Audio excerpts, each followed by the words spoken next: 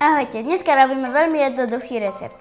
Želé. Potrebujeme len 2 suroviny a s tým mi pomôže moja kamarátka Simonka. Čaute. Môžeme začať. Budeme potrebovať 2 poháre džúsu A 10 gramov želé prášku.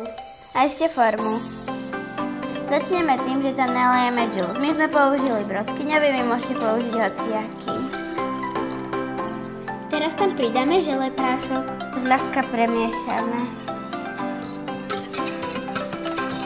Keď to máme pomiešané, tak to ideme povariť a bude sa to variť 10 minút.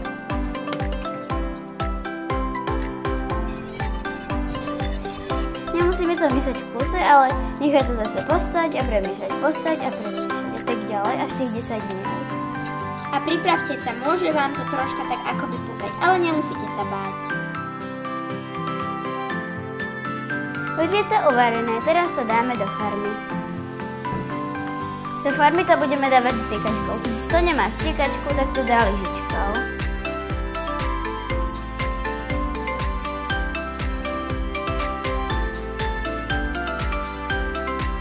Treba to tam dávať pomaly, lebo ak to pôjde rýchlo, môže to vyšpechnúť do stredu. Ak to dávate lyžičkou, tak to treba dávať pomaly v porciách, lebo inak sa to môže celé rozbiať. Treba byť rýchlo, lebo to potom túhne, takže treba vám asistenta, aby to mohol zatiaľ miešať, kým plníte. Presne preto to miešam.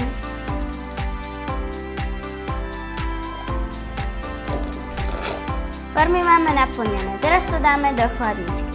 Ale nie do mrazničky, lebo vám to zamrzne. V chladničke to necháme asi takých 45 minút alebo iba pol hodiny. Želé je hotové. Prešla pol hodinka a teraz ho už treba iba vyklopiť.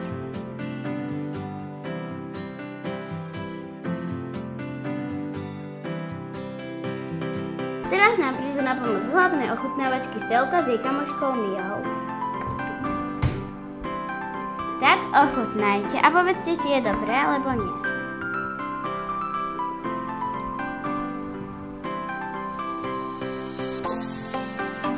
Je veľmi dobré.